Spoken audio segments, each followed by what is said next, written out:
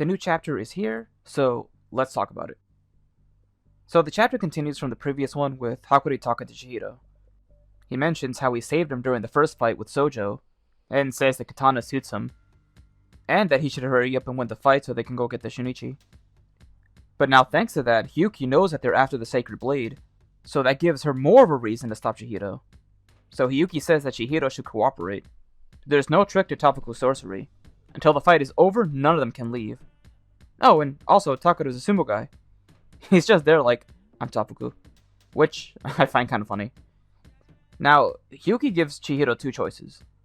Give them the blade, or die. Hiyuki isn't afraid to kill anyone, and even knows Chihiro hasn't been giving it his all. So she wants them both to go all out. Chihiro then reflects on how he's been told that the Sacred Blade is meant for destruction. But, at the same time, he knows he's used it to save others. So, to keep it so that it fits his own ideology, he says all he needs to do now is master it. Now they continue their fight.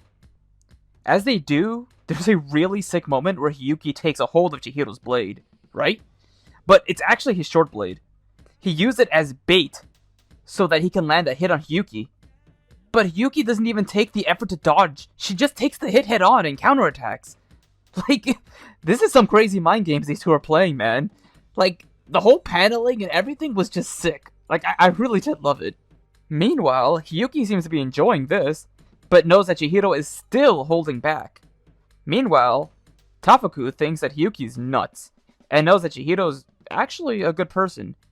He could have went for Tafuku at any point, but he didn't. He's honoring Hiyuki's challenge, and Tafuku thinks that's pretty cool. And you know what?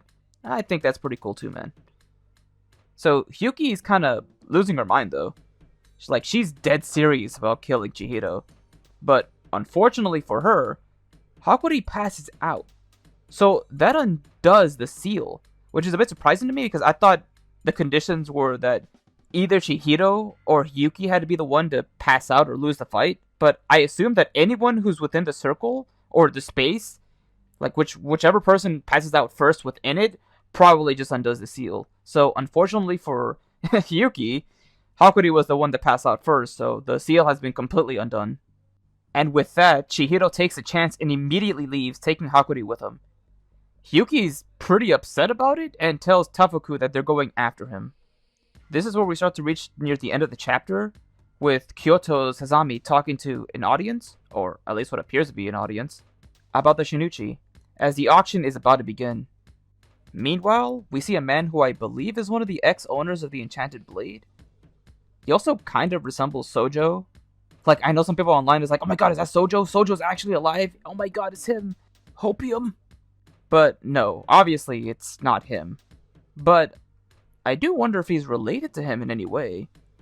They do share a similar appearance. And he could be a relative. And this could be my way to find out more about Sojo's past. But we'll have to wait and see. But yeah, I don't think that's Sojo. Like, I would kind of get that idea off your mind, because he's dead. Like, he's gone. Of course, his character still has a lasting impact on the cast.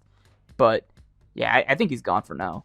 Like, at best, maybe this could be like a brother or something, or a cousin. But that's just speculation at this point. I can't say for sure who this person could be in relation to Sojo. But it does seem that he might be one of the ex-Blade users. So what this character does and what his motivations are and what role he plays later should be really interesting. Overall, this chapter was pretty exciting. The highlight, of course, being Chihiro and Hiyuki's fight. Like, I'm still thinking about the counters they did. Like, it was sick. And the auction is starting too. So I can't wait to see how chaotic it's going to be. As well as what Kyoto's abilities could be. Like, he seems like he could be pretty powerful, so I think he's going to be one hell of a challenge for Chihiro to deal with. Getting that blade back is not going to be easy. But this is some pretty exciting stuff. Anyways, what did you guys think about the chapter? And what are your thoughts about the man shown at the end? Do you think he's actually Sojo? Do you think he's related to him? Is he unrelated to him? Is he related to the Sasami family? Let me know your thoughts in the comments and I'll try to respond to them all. That'll do it for me though. Here's looking forward to the next chapter. Peace out, everyone.